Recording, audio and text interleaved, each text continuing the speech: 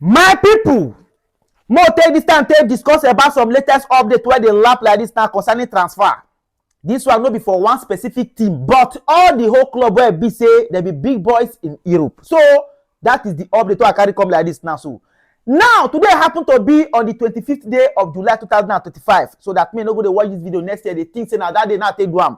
The guy wey they call Gyokeres was na signed recently here. Now today they put where the guy go London, go run the guy medical today. If he run the medical finish, then the guy will come fly go meet the rest of Arsenal squad where be say they for Singapore, where they run their own preseason like this now. So that is the thing where be say Arsenal don't orchestrate for the guy like this. Now today be the guy medical. That is the major news where they call like this now. So the expectation of the announcement or the announcement of the guy is now expected to take place within the next 24 hours. As it go be say Arsenal don't sign the guy like this now. Then Manchester United guy where they call Antony dos Santos. He don't make and they clear say he go only like to get people call Real Betis. People where be say they know if he afford the guy because of what it take to get the guy.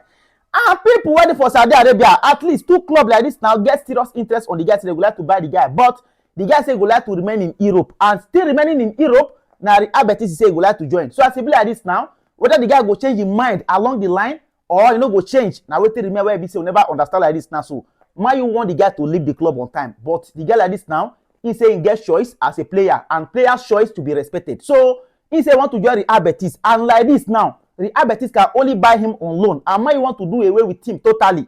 So this matter, that's what we say we got to watch, make we see how the thing will take end. Now, Raheem Sterling, people call Napoli. They offer the guy a gift there yesterday, say whether they would like to buy the guy. They call make inquiry, say what did they got to do to sign the guy. So as Napoli they one side, people where they call full hand, where be say they be neighbor to Chelsea. They don't write the guy name put for grant, say they would like to buy the guy, but they will not be. Hey, say and the transfer window they go forward. That is how they go think of what they go do. Whether may they approach the deal to sign the guy or may they no sign the guy. But at the moment, the guy name they part of the list of players where be say they would like to buy. So as it start like this now towards the ending of transfer window, then they would like to attack the deal to buy him or to collect the guy on loan. So it's somebody to watch. Then Diaz of Liverpool, as it start like this now, Liverpool don't come out the guy name for their list. Say they want the guy to leave the club. So people call Bayern Munich already accept personal term with the guy. And as it be like this now, Bayern we don't submit some kind of bid before. Liverpool thought they not to sell the guy that time by rejecting the bid. So Liverpool like this now are now expected Bayern to submit the sum of 70 million euros plus around 10 million add-on to let the guy leave the club. Meaning, if Liverpool see around 80 million for the guy head altogether like this now, they will consider to let the guy leave. Originally, they want to sell the guy with the sum of 100 million euros altogether. But as it be like this now, Liverpool say the guy can leave for around 80 million euros. Now, this guy called Elliot, where be say they bought for Liverpool, the guy want to extend his contract like this time with Liverpool, but in the demand for game time. With the caliber of player in Liverpool like this, do you think Elliot will see game time? Because some club they come for the guy like this now. So he want to be assured, say, if he remain for the club, maybe they give him game time because he want to play World Cup 2026. So he say no, they beg, say maybe they give him better game time to take impress the man wey be Thomas Tuchel, may they pick up for the World Cup 2026. So as a be like this now, so Harvey Elliott, now waiting need a demand from Liverpool board like this now. So it's somebody to watch whether he go leave Liverpool this time, I be not go leave Liverpool. Then that way Nunez of Liverpool, the people they call Al Hilal get serious interest on the guy. It's now a matter of when they go decide to attack the deal, say okay, they will like to come and buy the guy. As Liverpool say they will let the guy leave for another kind 70 million euros. So now it's somebody to watch. As Liverpool please say he know they part of their plan again. So the guy called that we Nunez to leave Liverpool is somebody to watch. Now, Ademola Lookman, people go ask, say, why some club in Premier League are not thinking about this guy? Me, self, I don't know. This guy like this now is now valued for 50 million euros. People call Inter Milan already agree personal terms with this guy. And as he be like this now, so now only the Inter, they push for this guy with the sum of 40 million euros. Why people they call Atalanta say they need 50 million euros? So as he be like this now, so I say people they call Atletico Madrid don't put interest for the guy before they call later sit back. So Atletico Madrid like this now will begin they push again to say the guy called Ademola Lookman. Just imagine this guy in one Premier League club, bro. I don't know why club no they go for the guy. Then Son Heung-min of Tottenham Hotspur. One person will be say is future like this now in Tottenham, don't they dazzle like this now because the blind don't they old. So a club in America where they play MLS thought say they go like to get the guy. And no other club, their club called Los Angeles FC.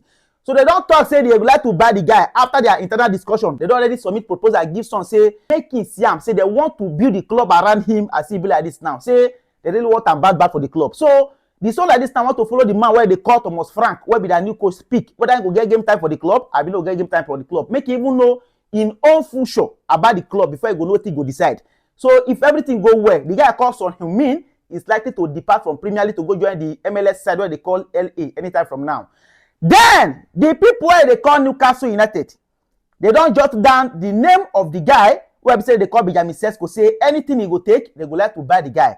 And as he be like this now, so now they be the front runner to buy the guy where we say he come from Slovenia, I've been Slovakia. So Benjamin Sesko to play for people they call Newcastle United, he dey very, very concrete like this now because they say they see him as the possible replacement for the player where thought say he go like to leave their club.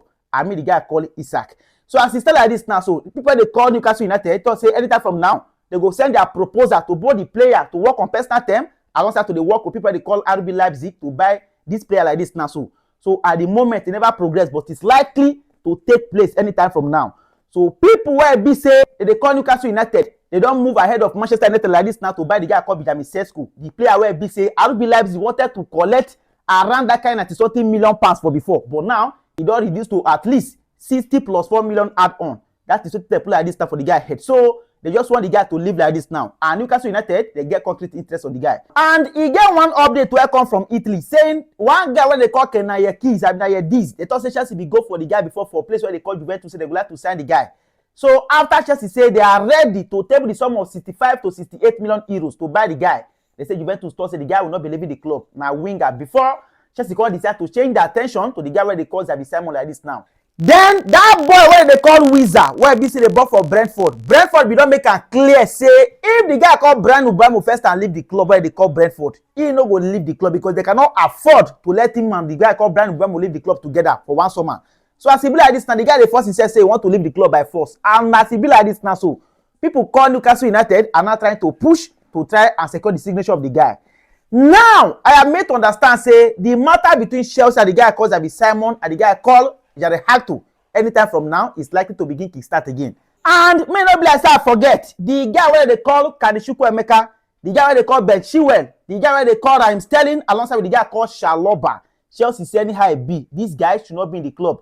You are Felix Day, all these are Madobroja day. So people where be say Chelsea want to let leave the club like this now they concentrate on more pass. May they just see them leave the club. As they thought say the guy called Chalobah will not remain in the club for next season because they say for the defensive line of Chelsea, say based on the hierarchy where they put, say the guy where they call Wesley Fofana, in pass the guy where they call Chalobah, say they want the guy to leave the club. So Chalobah leaving Chelsea for this summer, now something to be say it is very, very concrete. So as a Chelsea fan, this Chalobah like this now and the guy called Wesley Fofana to you, who you think say Chelsea should have keep and let the other one go? Because at times, the way some Chelsea board they make decision at times, it be like they are getting it wrong, but at the last time they go see get them right. So this thing like this now waiting at the year on the side of Chelsea, and they thought say Chalobah will not be expected to be in the club as they want the guy to leave the club like this now. So ladies and gentlemen, this is Petra JR on the latest update I got to understand about the whole thing we are talking about. For now, we move.